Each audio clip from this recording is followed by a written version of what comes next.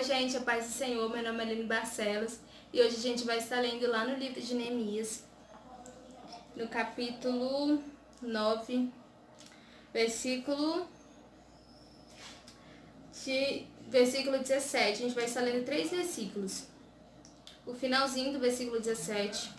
Porque tu, ó Deus perdoador, clemente e misericordioso, tardio em irar-te e grande em beneficência, tu os não desamparaste. Agora o versículo 19. Todavia tu, pela multidão das tuas misericórdias, os não deixastes no deserto. A coluna de nuvem nunca deles se apartou de dia para os guiar pelo caminho, nem a coluna de fogo de noite para os alumiar e mostrar o caminho por onde haviam de ir. Versículo 20. E destes o teu bom espírito para os ensinar, e o teu maná não retirastes da sua boca, e água lhes destes na sua sede. Essa passagem está falando, eles relembrando tudo aquilo que Deus havia feito.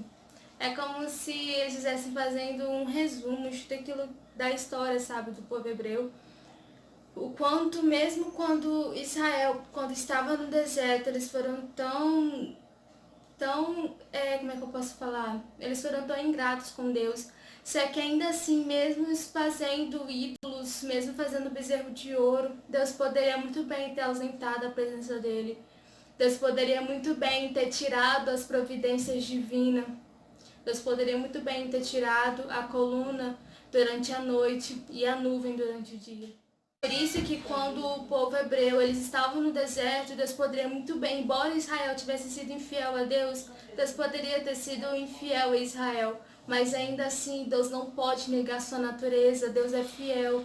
Então, e no caso do profeta Oséias, quando Deus pede para ele tomar uma prostituta e pôr mulher, e ainda assim, mesmo ela sendo infiel a ele, era só o retrato de como nós, como povo de Deus, mesmo Israel, e assim somos nós, infelizmente, às vezes a gente acaba trocando Deus, só que Deus não quer isso. Deus quer que a gente seja fiel a Ele, como uma noiva espera por seu esposo. Então que a gente espere por Deus, sabe?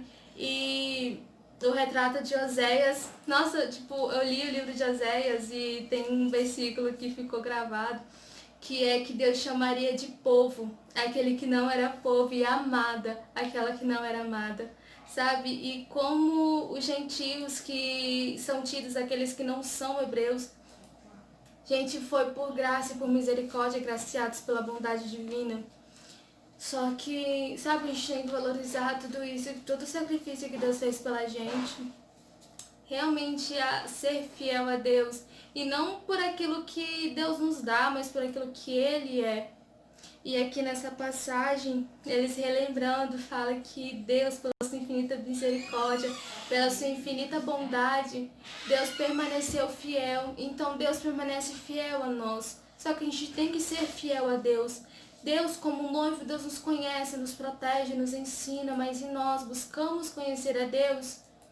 Ou estamos naquela, tipo, estagnados, Deus me conhece, então tá bom, mas não busca conhecer a Deus. E buscar conhecer a Deus é diário, não é tipo, eu conheço a Deus hoje, amanhã eu não conheço mais. Eu busco a Deus hoje, mas se amanhã eu não buscar a Deus, como eu vou conhecer a Deus? E sabe, às vezes a gente se preocupa em tantos relacionamentos de amizade, sabe, mas que a gente busque realmente o relacionamento com Deus, que é o relacionamento mais importante da nossa vida.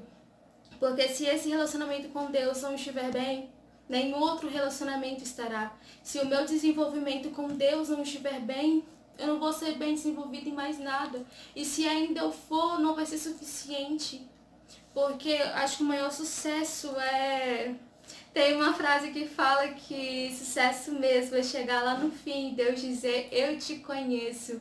E para quem entende o sentido dessa passagem, é quando Deus separa os escolhidos e os que ele coloca à sua direita. Ele fala, vinde benditos de meu Pai, possuí por herança o reino que está preparado para vocês desde a fundação do mundo, porque tive fome e me destes de comer, tive sede e me destes de beber, estive nu e vestiste, estive preso e fostes me ver.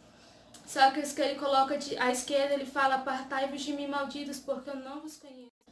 Então, que a gente busque esse relacionamento com Deus, que a gente possa ser fiel a Deus, porque embora Israel não foi fiel a Deus, ainda assim ele não apartou a sua nuvem durante o dia e a coluna de fogo durante a noite. Sabe, Deus é fiel, e que a gente possa olhar o exemplo do nosso Pai e ser fiel a Ele.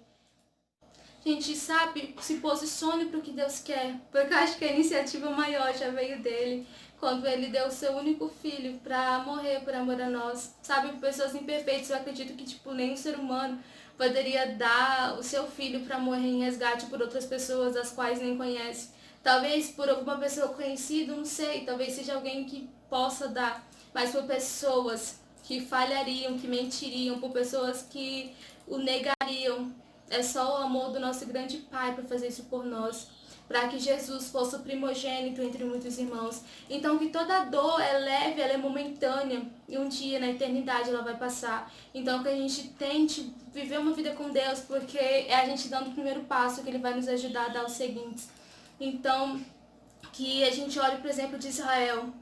E embora a gente fale todos os dias, a gente busque todos os dias um reencontro com Cristo, para que a gente possa buscar e viver uma vida que agrade a Deus e não que agrade as pessoas, para que a gente não seja sábio aos nossos próprios olhos. Porque tem um versículo, agora não me lembro se é em Provérbios ou em Eclesiastes, que fala que se o nosso coração, que se formos sábios, o coração de Deus vai se alegrar em nós.